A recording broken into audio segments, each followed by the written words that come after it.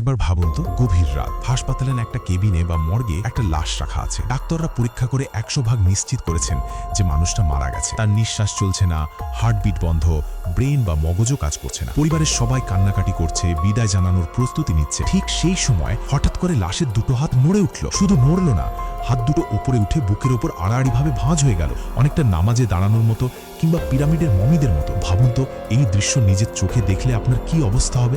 যে কেউ ভয়ে চিৎকার দিয়ে জ্ঞান হারাবে। সবাই ভাববে নিশ্চয়ই ভূত ধরেছে, অথবা ভাববে ডাক্তার ভুল করেছে, রোগী আসলে মরে নাই, সে হয়তো বেঁচে আছে। কিন্তু বন্ধুরা, আমি যদি বলি এটা কোনো ভুতুরে গল্প না, এটা কোনো সিনেমার দৃশ্যও না, এমনকি ডাক্তারও কোনো ভুল করেননি, মানুষটা আসলেই মৃত, কিন্তু তারপরেও তার হাত নড়ছে। আজ আমি আপনাদের এমন এক সত্য ঘটনা শোনাবো যেটা জানলে ডাক্তাররাও ভয় কেঁপে ওঠেন। আর এটা শোনার পর আপনি মানুষের শরীর নিয়ে এমন এক গোপন তথ্য জানবেন যা এর আগে কেউ আপনাকে এত সহজ করে বলেনি। ভিডিওর এই পর্যায়ে অনেকেই হয়তো মনে মনে ভাবছেন, দূর, এসব বাজে কথা, মরা মানুষ আবার নড়ে নাকি, এসব নিশ্চয়ই এডিটিং বা ভুয়া খবর। দেখুন, আপনার অবিশ্বাস করাটাই স্বাভাবিক। আমরা ছোটবেলা থেকে জানি প্রাণ পাখি উড়ে গেলে দেহ আর নড়ে না, মাটির পুতুলের মতো পড়ে থাকে। তাই ইন্টারনেটে বা খবরে যখন আমরা শুনি লাশ নড়ে উঠেছে, আমরা সেটাকে গুজব বলে উড়িয়ে দিই। কিন্তু বিজ্ঞান বা মেডিকেল সায়েন্স বলছে অন্য কথা। 1952 সালে প্রথমবার বিজ্ঞানীরা এই ব্যাপারটা লক্ষ্য করেন। এর একটা নামও আছে, চিকিৎসা বিজ্ঞানে একে বলা হয় লাজারাস সাইন। এটা বিশ্বের বড় বড় হাসপাতালের আইসিইউতে মাঝে মধ্যেই ঘটে। ডাক্তাররা যখন ভেন্টিলেটর মেশিন খুলে নেন, ঠিক তার কয়েক সেকেন্ড বা মিনিটের মধ্যেই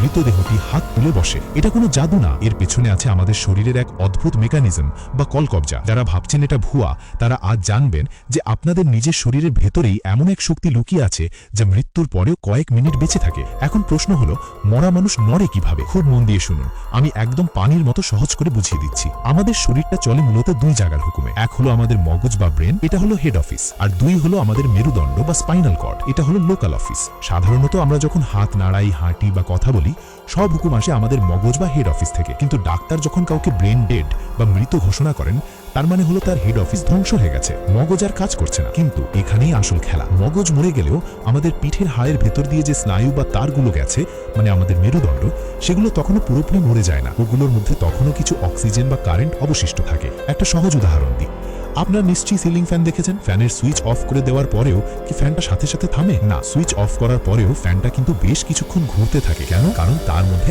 আগের গতির রেশ থেকে যায়। ঠিক একইভাবে মানুষের মগজ বা মেইন সুইচ অফ হয়ে যাওয়ার পরেও মেরুদণ্ডের স্নায়ুগুলোতে কিছুক্ষণের জন্য কারেন্ট বা উত্তেজনা থাকে যায়। যখন ডাক্তার মেশিন খুলে নেন বা লাশ নাড়াচাড়া করেন, তখন ওই মেরুদণ্ডের স্নায়ুগুলো শেষবারের মতো একটা ঝটকা দেয়, আর সেই ঝটকার কারণেই মৃতদেহের হাত দুটো আপনা আপনি উপরে উঠে আসে। ব্যাপারটা বিজ্ঞানের দিক থেকে স্বাভাবিক হলেও বাস্তব জীবনে এটা খুবই করুণ এবং ভয়ঙ্কর। চিন্তা করুন তো সেই পরিবারটির কথা যারা তাদের প্রিয়জনকে শেষ বিদায় জানাচ্ছে। ডাক্তার যেই না বললেন রোগী মারা গেছে, আর ঠিক তখনই রোগী হাত নড়িয়ে উঠল। পরিবারের লোকেরা তখন আশায় বুক বাঁধে। তারা ভাবে, ইস, আমার বাবা হয়তো বেঁচে আছেন, ডাক্তার ভুল বলছে। তারা ডাক্তারকে চেপে ধরে বলে, প্লিজ আবার চিকিৎসা করুন। কিন্তু ডাক্তার তো জানেন আসল সত্যটা। ডাক্তার জানেন এটা জীবনের লক্ষণ নয়, এটা মৃত্যুরই একটা অদ্ভুত রিফ্লেক্স বা শেষ নড়াচড়া। তখন ডাক্তারদের জন্য পরিস্থিতিটা খুব কঠিন হয়ে পড়ে। একদিকে ভুতুড়ে ভয়, আরেকদিকে শোকাতুর পরিবারকে বোঝানো যে না, উনি ফিরে আসেননি, এটা শুধু শরীরের একটা যান্ত্রিক নড়াচড়া। বাইবেলে এক ব্যক্তির নাম ছিল লাজারাস, যাকে যীশু খ্রিস্ট মৃত্যুর 4 দিন পর জীবিত করেছিলেন বলে বিশ্বাস করা হয়।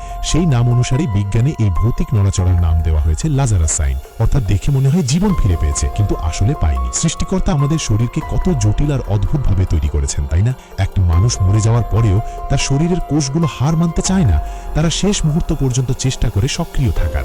যেই শরীরকে আমরা এত যত্ন করি, মৃত্যুর পর সেটা শুধুমাত্র একটা হাড় মাংসের মেশিন ছাড়া আর কিছুই না। মগজ হুকুম দেওয়া বন্ধ করলে বাকি শরীরটা এলোমেলো আচরণ শুরু করে। তাই এরপর থেকে যদি কখনো শোনেন যে লাশ নড়ে উঠেছে বা মরা মানুষ হাত তুলেছে, ভয় পাবেন না বা ওঝা কবিরাজ ডাকবেন না। মনে রাখবেন, এটা কোনো ভূত প্রেত নয়, এটা আমাদের শরীরেরই শেষবারের মতো জ্বলে ওঠা একটা নিভে যাওয়া বাতি। বন্ধুরা, আজকের এই তথ্যটি কি আপনি আগে জানতেন? সত্যি করে বলবেন, যদি মাঝরাতে আপনি একা কোনো লাশের পাশে থাকেন আর সেটা নড়ে ওঠে, আপনি কি বিজ্ঞানের কথা ভাববেন নাকি দেয়া দৌড় দেবেন? কমেন্ট করে জানান, আমি সবার কমেন্ট পড়ব। আর হ্যাঁ, মানুষ আর প্রকৃতির এরকম অজানা সব রহস্য যা আপনাকে ভাবাবে আর নতুন কিছু শেখাবে, তা জানতে হলে আমাদের চ্যানেলটি এক্ষুনি সাবস্ক্রাইব করে বেল বাটনটি টিপে দিন। কারণ আমরা আজে বাজে গুজব নয়, আপনাদের জন্য খুঁজে আনি প্রমাণিত সত্য। দেখা হচ্ছে পরের ভিডিওতে। ততক্ষণ ভালো থাকুন, সুস্থ থাকুন। ধন্যবাদ।